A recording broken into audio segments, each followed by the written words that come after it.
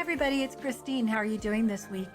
The subject this week is nature and its healing properties, and more specifically grounding, like what it does to our bodies when we touch the earth.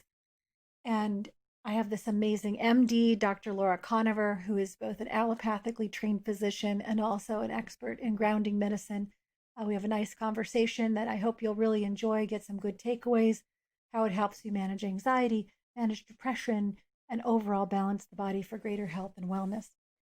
So when I was getting ready for the pod, I thought I would go out and see who else talks about this or where does this live in the world. And I found none other than Thich Nhat Hanh, the great Buddhist teacher, who wrote this. When we look into our own bodily formation, we see Mother Earth inside us. And so the whole universe is inside us too. And once we have this insight of interbeing, it is possible to have real communication, real communion with the earth. And this is the highest possible form of prayer. To express our reverence for the earth is not to deify her or believe she is any more sacred than ourselves. It is to love her, to take care of her, and to take refuge in her. And when we suffer, the earth embraces us, accepts us, and restores our energy, making us strong and stable again. The relief that we seek is right under our feet and all around us. Much of our own suffering can be healed if we realize this. If we understand our deep connection and relationship to the earth, we will have enough love, strength, and awakening to look after ourselves and the earth so that we both can thrive. So these texts were written in his book and are published in a book called Love Letters to the Earth from 2013. There are some lovely texts in there that are actual practices for speaking to the earth, touching the earth, and thanking her, and then using that as a spiritual practice. Dr. Koniver, however, talks about it in much more mechanical or mechanistic ways. What happens when you tap into the earth's power and electrical field. So I'm glad you're joining me again. Here we are in the end of the summer of 2020, and everything that we can do to bring ourselves into more clarity, peace, and power, and to be conductors of that towards one another is especially useful right now. So thanks for joining, and please meet Dr. Laura Koniver. I'm so happy to welcome Dr. Laura Koniver to the pod today. She's written an amazing book called The Earth Prescription, Discover the Healing Power of Nature with Grounding Practices for Every Season. And I'm so grateful for this book. In addition to reintroducing us to the importance and the pure health benefits of being directly connected to and part of the earth, it's also full of playful ideas for touching nature in every season. And in our culture, which is often indoors, grounding, it seems, can really be a mechanism of restoration. So, Laura, welcome. Thank you. Thank you so much for having me. Yeah, I just wanted to start with asking you, probably the question you get all the time, but what is grounding and why does it matter? Yeah, it's oh gosh, I could fill up the whole interview just talking about defining grounding. But for simplicity's sake, when I say grounding, I literally mean just touching the earth outside. One part of our body, any part of our body, physically touching directly the earth outside. That's what I'm talking about when I talk about grounding.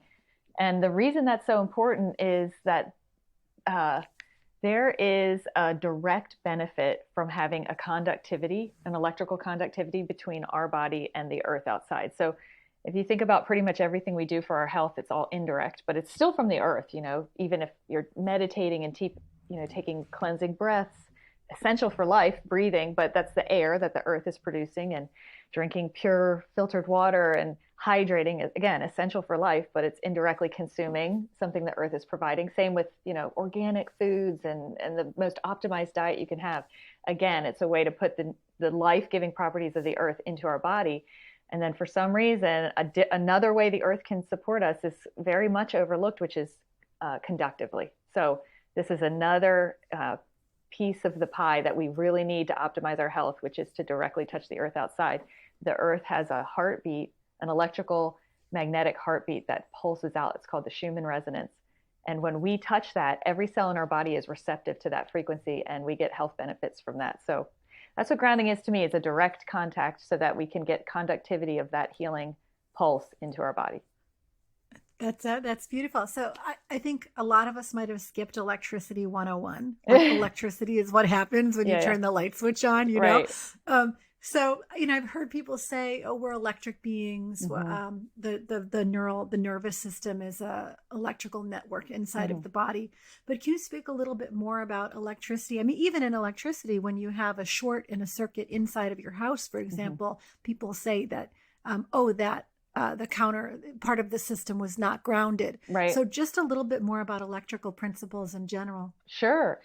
I like to more think of it as conductivity, because I don't want people to think that a current, that we're electrifying our body through a man-made, fake energy current. It's more of a receptive conductivity. That's what our body has. So I don't think need to plug it into electricity, but what we do need to do is be conductive receptors to this resonance. So we do have an electrical body. And in medicine, classically, when I went through medical school, I was taught all the different ways to measure health through measuring conductivity. So if you think about when people in a sleep lab look at brain function or seizure activity, they're looking at an EEG of your brain, and that's measuring the electrical impulses in your brain. When we look at how healthy your heart is, when we do an EKG, that's looking at the electrical impulse of your heart. When we try and examine muscle, motor neuron function, we're looking at EMGs, which just shows how electrical impulses are conducted through your muscles. So every part of our body, even our digestion, even the blood that flows through our body is like an electrical conductive gel. The plasma and the cytoplasm of every single cell is like an electrically ready conductive matrix waiting for something, right? So it's like begging the question, what is our body waiting for? If every single cell in our body has the ability to conduct an impulse, what are we waiting to conduct? And so I do think of it just like you said. I think that was a brilliant analogy. Even non-living things we know need to be grounded to stay functional. You can't be in a closed system and function forever. I mean, your refrigerator needs to be grounded, your hot water heater needs to be grounded, your entire home electrical circuits, they all need to be grounded. And that's not even a living tissue. That's just facts. Like an electrical system cannot act as a closed loop and then function over time. It needs to be grounded, or else static builds up and then it just stops working. Yeah. You talk about like open circuits or closed loops in the book. Yeah, if it's just a closed loop, it won't last. So we have to dock things, we have to recharge things, we have to ground things. And that's even things that aren't complicated. They're just physical structures, not living, inanimate objects. So now when we're talking about life and we're talking about the job of the earth is to provide, support for life as we know it. In some of the documentaries I was filmed for, I talked to several moonwalking astronauts, and they said, it's nothing like standing up in space and looking at the earth. It's this vibrant ball of life, the only color in the whole universe that they're able to see. And it's just very clear that the business of earth is to, produce and protect and support life. And so they had the strongest urge to return to that earth and just kiss the ground. It's miserable to be separated from your home like that. And yet when we're living here on our planet, we're almost completely disconnected, just as if we were on the moon. We're not any more connected when we're inside or in a car or whatever. So there is this great, deep, resonant urge and need that is every single cell of your body that is waiting to conduct something. And then I think on a spiritual level, we're also waiting to feel supported and to connect with something bigger than us, which is our planet. And it's really artificial to be so insulated from it and stay so far away from it, with plastics and, rubber tires. And I mean, you can go camping on an RV or a tent and still never, ever, ever, ever be grounded. So anyway, there's this buildup, like would be with any system, even non-living, where it just malfunctions over time unless we're docking it, unless we're grounding it. If you bought a cell phone and spent a lot of money on it, you wouldn't just turn it on once and use it till the battery depleted and then toss it in the garbage. It's just we know that we need to dock it, we need to recharge it, and then we expect it to function well again the next day. But with our bodies, we use it over and over and over, years and years and years. And then we get frustrated when it doesn't work well. But we've never docked it. We've never retanked the cellular matrix, the conductivity of our body. We've never, ever docked it to the earth. And yet we don't understand why it's not functioning well over time. So to me, I like that. One of my teachers says, I think Charles Eisenstein, talks about you not being on the earth. Like you're not kind of a visitor with reality outside of you, but you are also nature and you are the earth, and, you know, being with it and at this point, in any case, in human evolution, there's no living without it. Yeah. So, you know, even shifting that paradigm that you're a receptive conductor of all of the elements that are around you, the air, the ions from the ocean, your feet or your hands when you touch things. That was the other thing in the book. I had always thought about grounding or earthing as like, oh, you walk barefoot, you feel the lawn, you feel the grass under your feet or the sand under your feet. But you did make the point over and over that it was really about being skin to skin with the earth, whether it was your hands or your feet or your butt through conductive clothing or non-blocking clothing or whatever. Yes. So, yeah.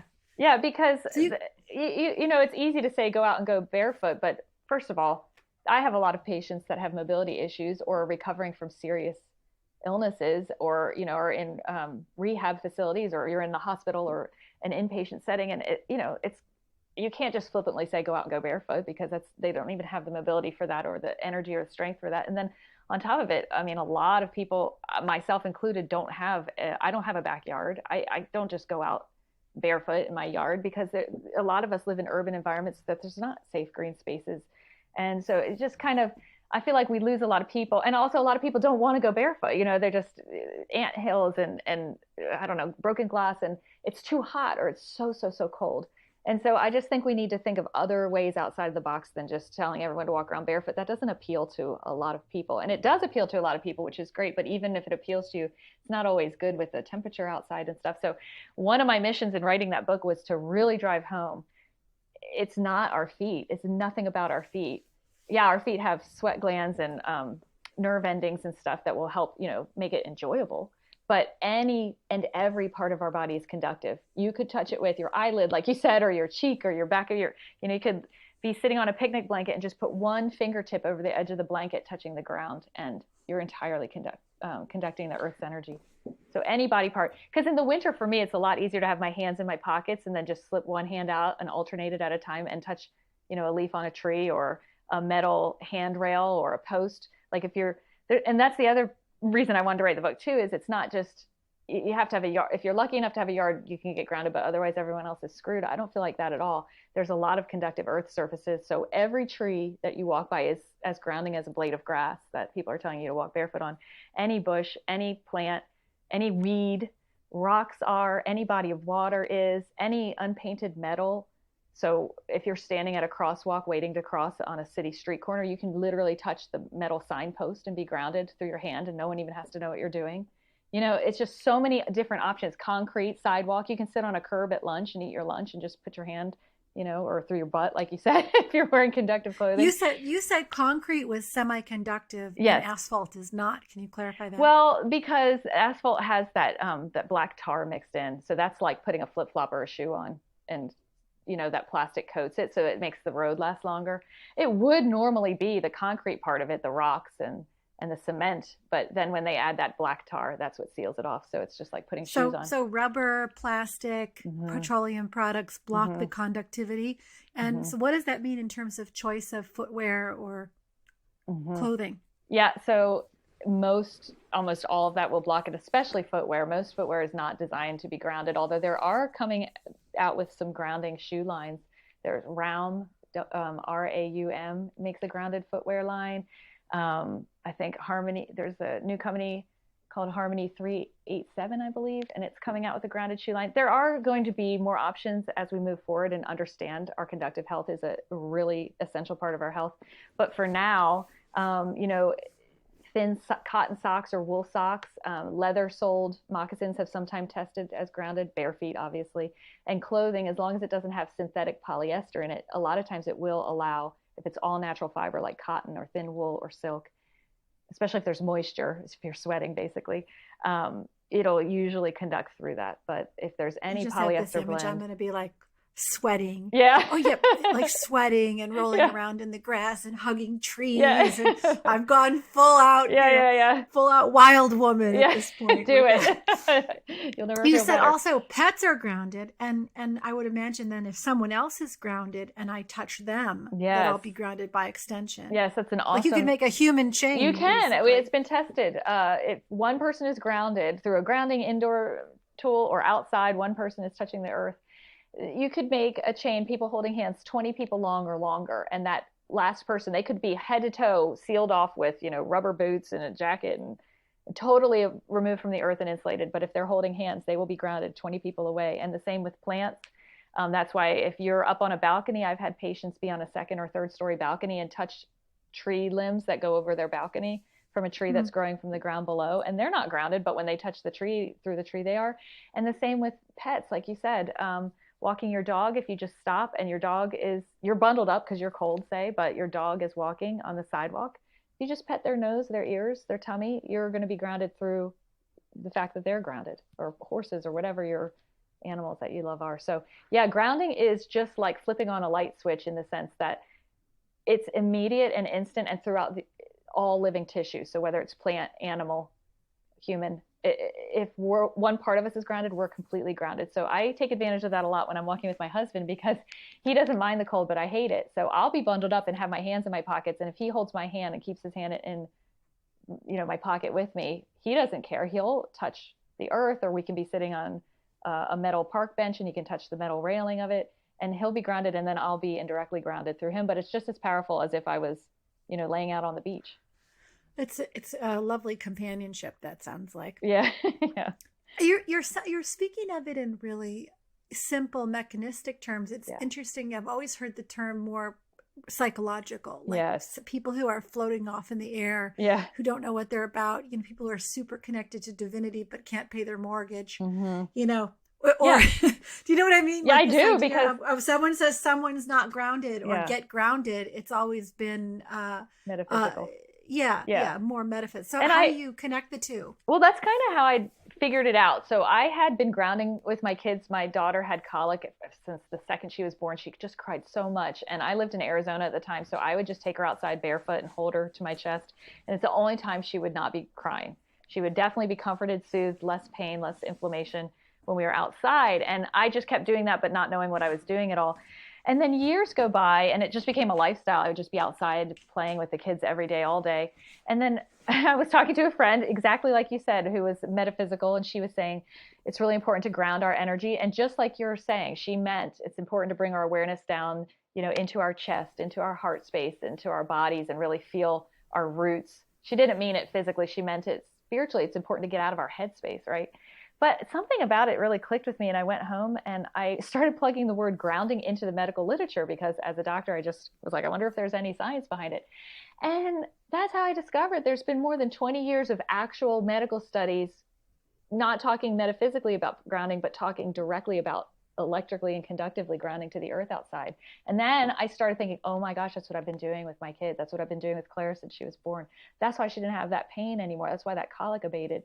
And I just started putting the pieces together. But it was through a friend talking in a metaphysical way that I realized it was an actual healing modality, just like you said. Yeah, it was just that for anyone who hasn't seen the book yet, which I hope you will, the beginning of the book, Dr. Koniver talks about her child having tremendous amounts of colic and pain, and the only thing that would soothe her would be taking her outside and walking her in a way that connected her to the earth. It's a lovely story.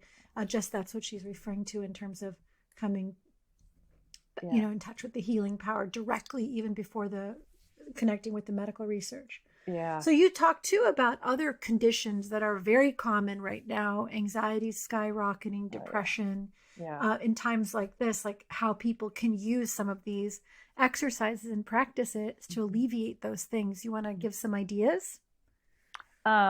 you want me to go into ideas on how to get grounded, or why with it like treats? particularly for anxiety or depression, I would think, like you had Yeah. some ideas in the book, but Yeah. I'm thinking with so many people home and not knowing what their circumstances are going to be like 6 months from now, financial stress. I read some data that 36% of people couldn't pay for their housing last month. Food insecurity is at an all-time high. All of that stuff is in the material plane of human culture. Has a negative effect on the self-healing mechanism of the body. So if this, what are some things that people can do with these grounding and earthing exercises to counteract that?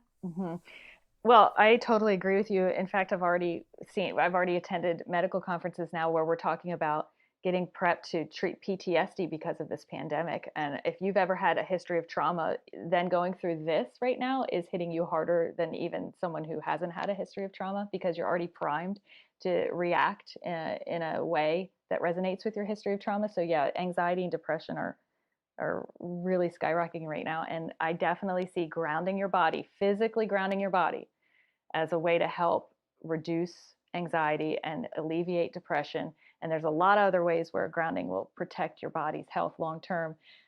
So I would love to, I can talk to you more specifically about why it would help with anxiety and depression, but more to your question about how.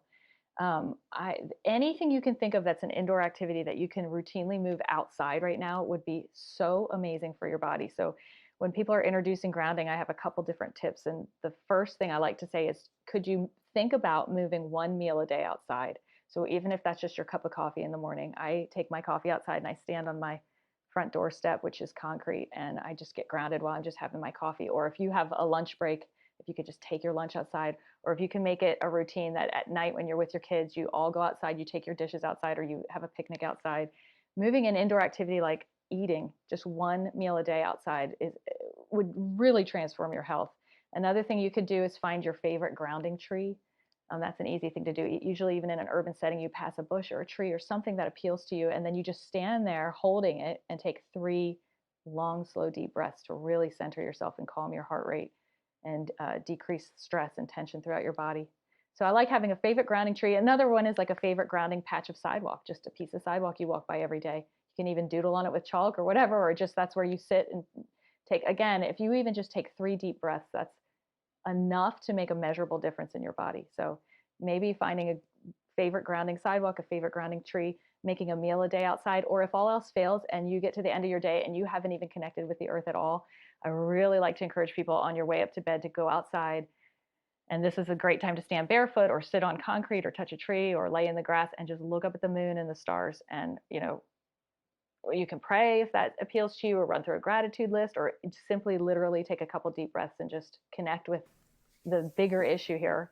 Just remind yourself you're on a planet, you're in space, something larger than you going on. It's okay. In this moment, it's okay.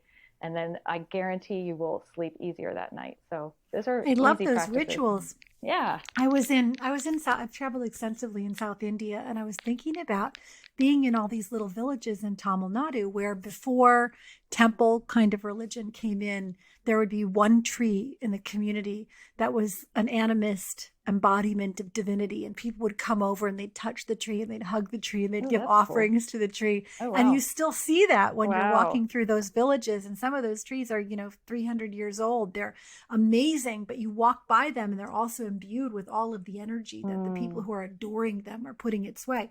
And the women still every morning come outside of their homes or their shops and they sweep the dirt, and then they do chalk drawings in the dirt.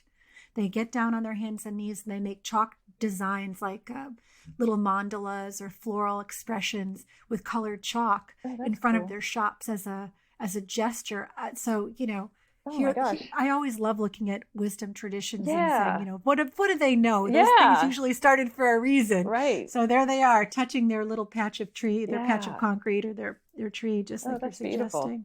Yeah, that's awesome. It was really very sweet. Mm-hmm. So I'm going to get my tree. I'm going to I'm going to take my meal outside. Mm-hmm.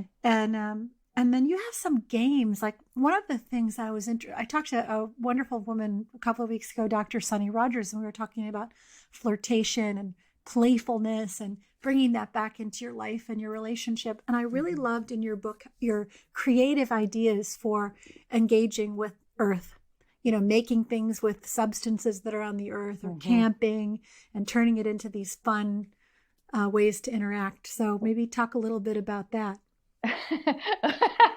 Okay. Gosh, I got to flip through my book. No.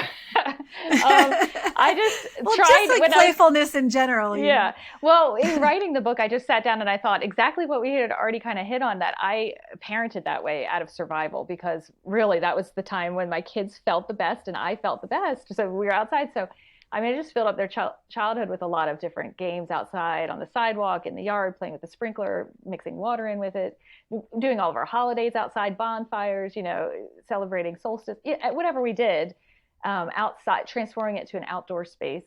And so I wrote all those in there. And then I went a little further and talked about, things as adults, that, it's not all about incorporating child's play into it. I mean, just as adults, I really truly feel like being out on the earth can foster our creativity.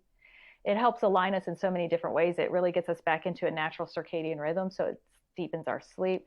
So it's really important to just actually take any health practice that we do each day. If you can move it outside, you're going to make it exponentially more therapeutic. So if people do physical therapy stretches, if they do yoga, if they're on a certain diet, if they're doing a certain amount of glasses of water to hydrate, anything you do, if they're doing walking, if they're doing biking, anything you can do it outside. And then you can make pit stops. Like even if you're up on a bike, you can take your water breaks where you get off your bike and touch the sidewalk and drink your glass of water. Or on a hike, I stop and I sit on a rock and I make sure my thighs are touching the rock while I have a hiking break. So anything we do for our health, not just fun and games, although that's a huge, awesome part of it, but celebrations and any physical therapy or any kind of nurturing practices we do, meditation, everything can be moved outside. So I tried to just fill up the book with every kind of thing I could think of in every aspect of health and healing that could be moved outside. And that way we're not adding a whole nother thing to our to-do list. We're kind of just transforming things we already do. Oh, that's such a relief. Thank you. I can do my yoga outdoors and then go on a 30-minute nature walk. Yeah. And, the other thing, I think the reason I brought up the playfulness is there are so many places where these devotional aspects of touching the earth, like thank you, Mother, are very serious and meditative. And I love that.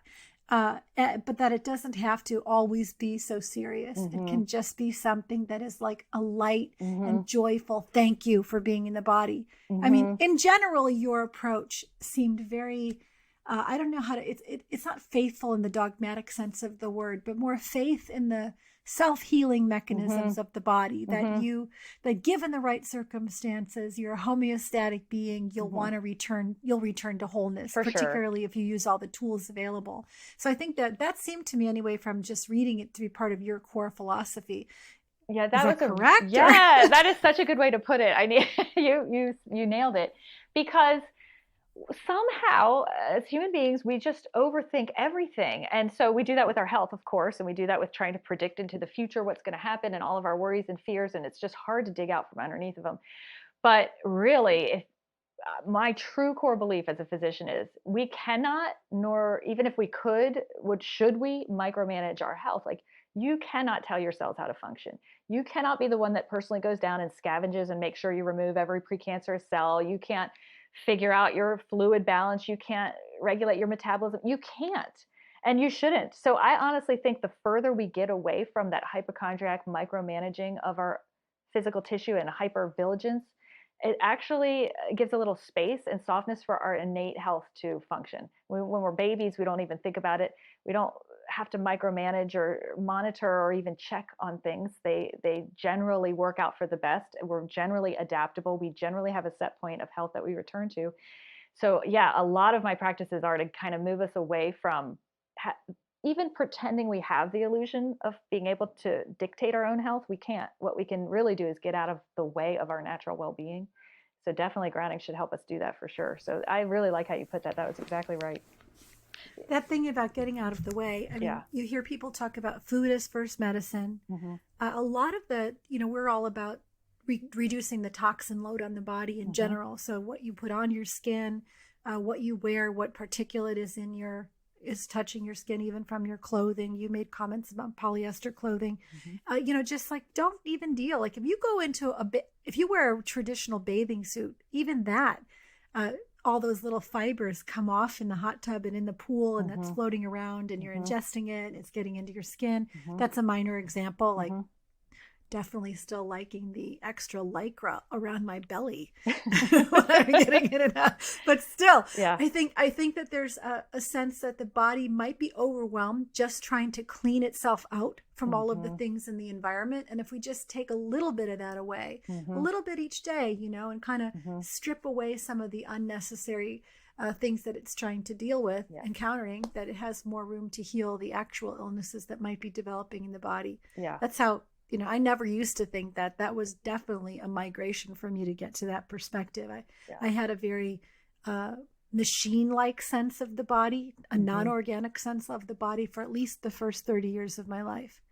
Not really understanding how, how the body was constantly trying to maintain its equilibrium and take care of itself, and not to stress it out too much. Yeah, I totally agree with you. I mean, going through medical school and everything, and the whole time I was just thinking, God, all it was learning everything that can possibly go wrong, and how little we know about how to fix it. It was monitor this lab and do this thing and this procedure and make sure you have people back in even when they're feeling fine for these checkups, and so negative. And at the end of it, I realized, like, I still don't know how to make people healthy. I just know how to, like, monitor disease. I don't know. It was a very negative experience. And so I agree with you, until I stepped back and I realized, wait a minute, what am I doing as a physician? Like, what are we even doing in medicine? There's nothing that we're really doing that isn't just allowing better conditions for the body to heal itself. So if I have a patient who's broken their bones and I put a cast on it, or even if we did surgery and put pins in it, the doctor's not the one putting new bone there and healing your bone. The doctor's just setting the parameters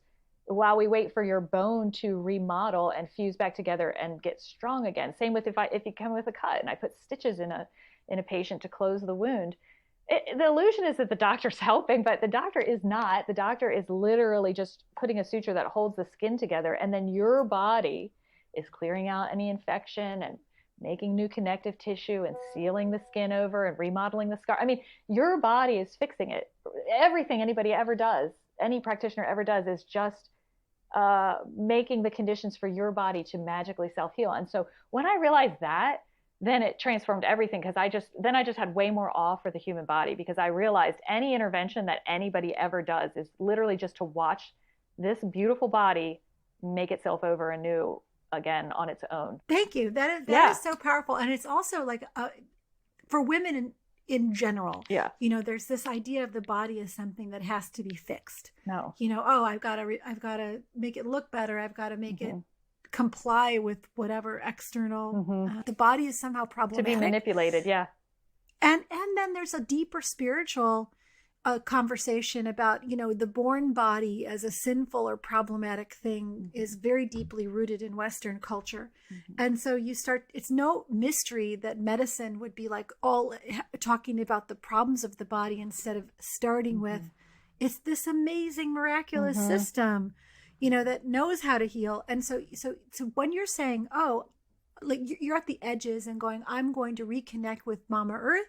I'm going to touch her. I'm going to grab the electrical medicine. I'm going to eat the healthiest foods. And I'm going to do it not with the sense of I have to do it to fix a problem, but more because it's my natural celebratory state of being. That's very exciting. But it does ask you to unwind an even deeper belief about your true perfection and the body's true perfection in exactly the way it's designed. Like there's really not a core issue. There are genetic things. There are places where the body's, diseases and conditions that are not in alignment with sort of a well-organized system. But those, I don't want to be blaming anybody who's got an illness. No, I agree. Yeah. Well, that's where conventional medicine and other even non-conventional alternative medicine treatments can be very helpful. When something's wrong, if I'm in a car accident, I for sure want to go to the emergency room and get an evaluation and a CAT scan, of my brain. You know what I mean? I'm not against treating an illness for sure. 100% agree with you there.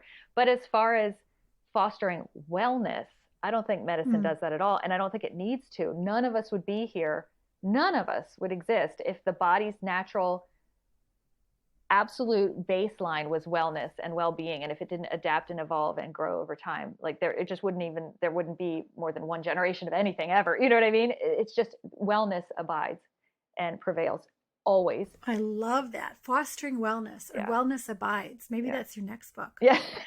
Yeah, I'll write that down. Yeah. Oh, I also read in the book, this is for people who have, like I have a gazillion, I live in the city, so I have a lot of potted plants on this property. I was really surprised to hear that my plants aren't grounded, that I need to go out and put something in them called grounding stakes in order to make them grounded. Yeah. It's the same as a human body. I mean, once we remove it from the Earth's crust, then it's in a pot and it's indoors. It's the same as we're naturally totally conductive and ready and waiting. But if we don't touch the earth, we're not grounded. Same with a plant. I mean, and animals, pets in cages, whatever, indoor house, cats. We're all completely conductive. I want to take this into the social sphere for a minute on the connectivity of ideas and attitudes. So, here you are touching the end of a leaf at the end of a long-armed Diefenbachia vine that's crawling down your counter or whatever you just said. Like, doesn't it seem that it works the exact same way with our core attitudes towards one another? That we touch each other with our ideas and our belief systems, and we transmit and transfer and conduct and infect and affect each other? Absolutely. Yeah. I think that we all resonate a certain aura, a certain morphic field that we just carry with us. And you can feel that. Other people feel sticky, or they feel joyful, or they feel... And, I even think there's something to, in society. Like, have you ever driven across a bridge and you don't mind driving across bridges at all, but when you're on this particular one, you don't feel good? Because the collective fear that other people have left from driving over that area just leaves this morphic field that we're so conductive. I do agree with you. When I'm talking about grounding, I'm talking about direct contact. So like measurable grounding your electrical system of your body. But I also feel there is a spiritual component of a field of energy that we don't measure the same way as I would measure with a ground test meter that is transferable. I 100% agree. And I think that's why remote healing can work. I think that's why prayer can work. And there's medical studies that show meditation, deep meditation and prayer are all do affect outcome. And there's medical studies that even show your own outlook affects outcome. So yeah, absolutely. It goes beyond just something that we can physically measure for now, for sure. So there's this lovely combination of your beliefs, your intentions, your outcome, your actions, what you eat, all of these things that put you in a real seat of control, in a power position in terms of the health and wellness in your own life. I really love that. Yeah. And I do too. And I love that there's actual, for people who are kind of cynical about it, I go look at the medical literature, because I spend a lot of time looking at grounding and energy fields and all that. And so I know I've pulled out so many different medical articles. There's one about just the power of touch. They've shown that they've had people in experiments where they are going to shock them to induce pain, and just the touch of their partner. It can't be the touch of a stranger. It has to be the touch of a loved one, but someone holding their hand mitigates the actual impulse of pain. So you literally feel less pain. When you're like waiting to get an IV or something and your partner squeezes your hand, it literally makes that hurt less. And when mothers comfort and kiss, their children's, bonks and bruises, it literally helps them feel better. So I absolutely think that positive energy in particular is something that we can transfer and benefit other people with. And even in the field of grounding, you can do grounded touch. If you keep yourself in a very grounded, neutralized state, you have less inflammation, you have more to give, you've tanked up, like I said, your cytoplasm of every single cell and the plasma of your entire circulation is all groundable. So if you are constantly grounding your body outside, when you come in contact with someone who is sick or hasn't been grounded in a while and is indoors, and they have higher inflammation and they are in need of your electron donation, basically, you give it to them when you touch them. An exaggerated example is, do you remember when you were little kids and you would on purpose like rub your feet with socks just so you could go shock someone?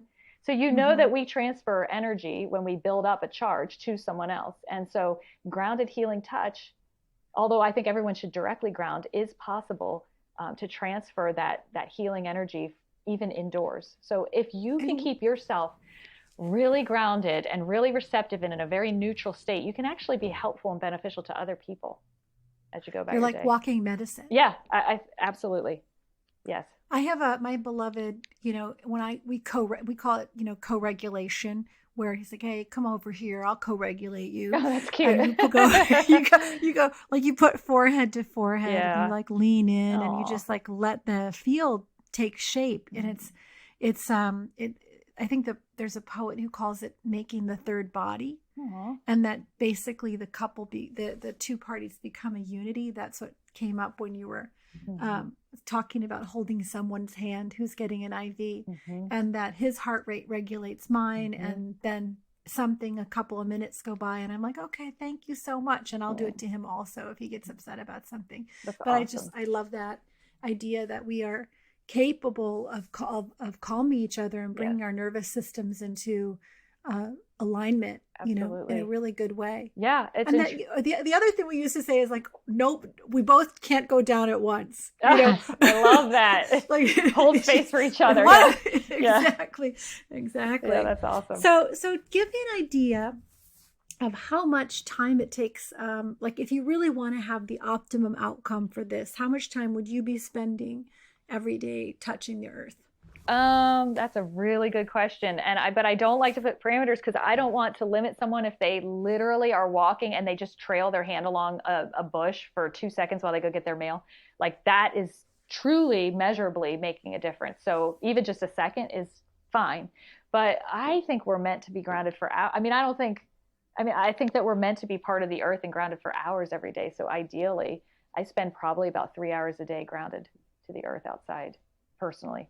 But, in medical stuff, I'll review what the medical studies have shown so far that we know. Yeah, I do want to tell everybody that Intuition Physician, Laura's blog, is very heavily data centered.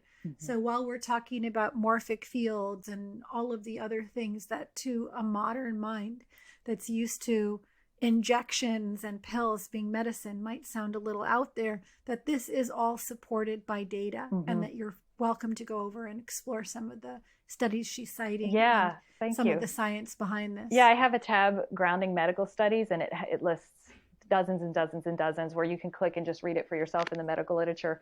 Well, so if you go outside instantly and immediately, what can you expect? This is really good, especially if you had brought up anxiety. Right now, we're all in trauma, collective trauma right now, really.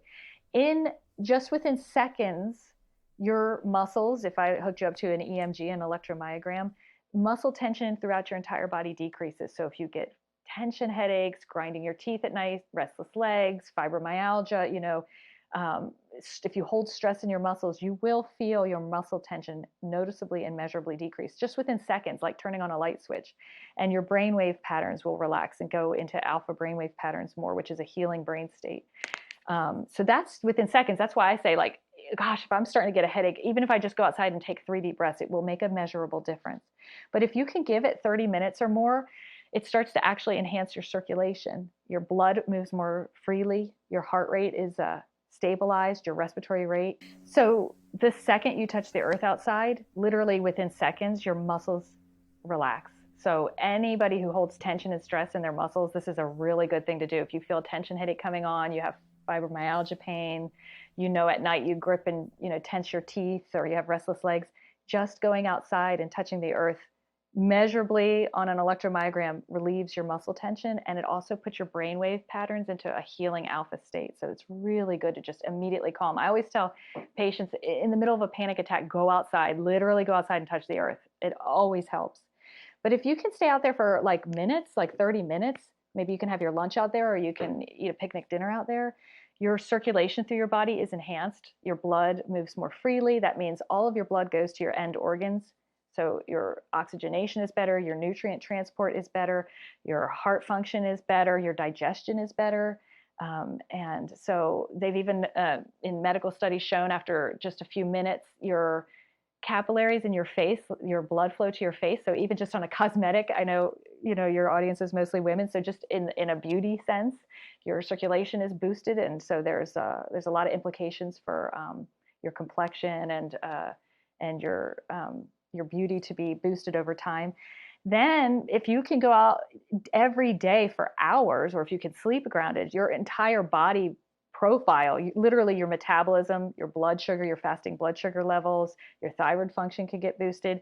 Your stress hormones, cortisol, after just a few days of being grounded routinely will decrease. For women, I feel this protects their hormone balance because, when you're under stress, cortisol is being pumped out and it's actually stealing its precursors from all of your sex hormones. So your estrogen and your progesterone and your testosterone are all getting out of whack because your stress hormones are stealing them, basically. And it's also harder to sleep at night. Precursors come in and take away the precursors for 5-HTP and for melatonin production, so you don't sleep as well at night and your mood plummets during the day. Those are all related. So if you can reduce stress, normalize your cortisol, then you have prevented a host of other imbalances from happening. So after a couple of days, you should notice that your metabolism and your metabolic function is smoothed out. And then over years, there's no end to the predictions I could make of if I'm keeping my body, protecting my body for years grounding. I'm going to have less chronic inflammation. I should have less pain, less degeneration, probably have decreased my, it's neuroprotective to decrease inflammation in your brain. I think it's protective against metabolic disorder because you've probably decreased your hemoglobin A1C because you've stabilized your glucose better. Your bones are stronger. Medical studies have shown that you leach minerals out of your bones when you're ungrounded, but just one night of grounding protected your bones. You haven't leached the minerals out of your bones after just one night of being grounded. So longevity-wise, there's no time. The more grounded, the better. But also, I just think it's really important for your listeners to know that if it's just a second, that's going to make my muscles relax. So literally just a second is good too. Yeah, I love that. I'm thinking about sleeping outside tonight now. Yeah. I think we can all recognize people who have that office cast to their being. It's not just that they're pale. There's some kind of flaccidity and inflammation from sitting at a desk or being indoors all the time. And when you're saying that about the complexion, 100%, you can recognize it from someone just sitting in a restaurant or seeing them on the street that they're not in touch with nature. Well, I agree with you totally. And all of the artificial lights and the blue light you're right. We get ashen, literally. And then our body is so dysregulated, it doesn't know night from day anymore. And it's just horrible. And they did this. It just reminded me of this really cool study. It was one of my favorite studies on grounding I ever read about. This was back in the 70s. So we really should all have known more about grounding by now. Back in the 70s, they built this chamber and they put people into this chamber that was shielded from the sun, day-night rhythm. And they monitored these people, what would their natural day-night rhythm be? It did generally approximate a 23-hour cycle. So even without the sun, they were able to sleep and rise about when they should have. But when they shielded them from the resonance of that Schumann resonance from the earth, so it was an electrical magnetic shield on top of the sun being blocked, they had complete dysregulation. They didn't know night from day. They'd sleep a few hours here and there, be up all night. No synchronization at all. It was so stressful to our body. And that's what we do when we're inside our house. We're not grounded. We're not in that resonance with the earth. And then we have all the artificial lights going on, so our body doesn't know day from night. That sets off a cascade of just so many stressors that artificially age our body because we're no longer in a natural biorhythm. We have increased inflammation. Our brain doesn't know night from day. It's really literally toxic. So I just think it's interesting because most people think night and day rhythm is established by the sun, but they actually have shown that it's actually established by the resonance from the patterns of the earth. And so, it just speaks to what you're saying. People who work in an indoor setting and never take the time to ground for even a few minutes each day, there's just no way they're connected to just a vital, vibrant pattern of living. They can't be. Hey guys, I hope you enjoyed that interview with Laura Koniver. Laura Koniver, the intuition physician, intuition-physician.com, and her book, The Earth Prescription, if you want to learn more. I know it ended a little bit abruptly. Thank you so much, internet gods, for that. Anyway, I look forward to seeing you next week. Thank you again for joining. Go visit Laura. Go put your feet in the sand or on the lawn, or walk barefoot on the cement or stone, or just touch a tree and see if you can conduct some of that magnificent earth energy to support your life and health. The pod is brought to you by Rosebud Woman, a company I started in the intimate skincare space. You can Find our amazing products at rosewoman.com. Vegan, plant-based, pure, effective, all the good stuff. The guests and I imagine people out there when we do these shows and think, how can we bring one little bit of insight, one little lever to create more spaciousness or happiness out to the world? So if you like the pod, you know what to do. Please share it, rate it, review it, subscribe, all of that stuff, so that we can feel your love and support and keep doing it. Have a wonderful day, no matter where you're at. May the grace and joy that rests at the center of you be readily apparent.